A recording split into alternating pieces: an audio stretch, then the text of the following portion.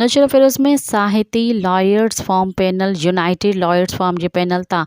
साल 2025 जे इलेक्शन में खटे आयल उहिदेदारनि नायब सदर Shakeel Jokhio, general secretary Shaukat Ali Bohio, joint Azam Memon ऐं ॿिया कामयाब थियण जी ख़ुशीअ में साहिती लॉयर्स फॉर्म जे अॻवान Sindh bar council member senior वकील अब्दुल सत्तार लहराणी जी अॻवानी में शहीद बेनज़ीर भुट्टो लॉ कॉलेज लाइ डिस्ट्रिक्ट बार नौशेरा फिरोज़ ताईं जश्न रैली कढी वई।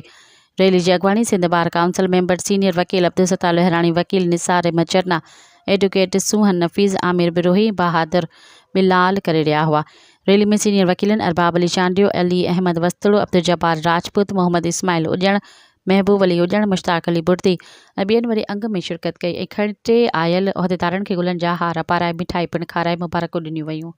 मज़ीद ख़बरनि ऐं तफ़सीलात लाइ विज़िट कयो असांजी वेबसाइट www.awamiNewsHD.com ऐं ॾिसंदा रहो अवामी न्यूज़ HD।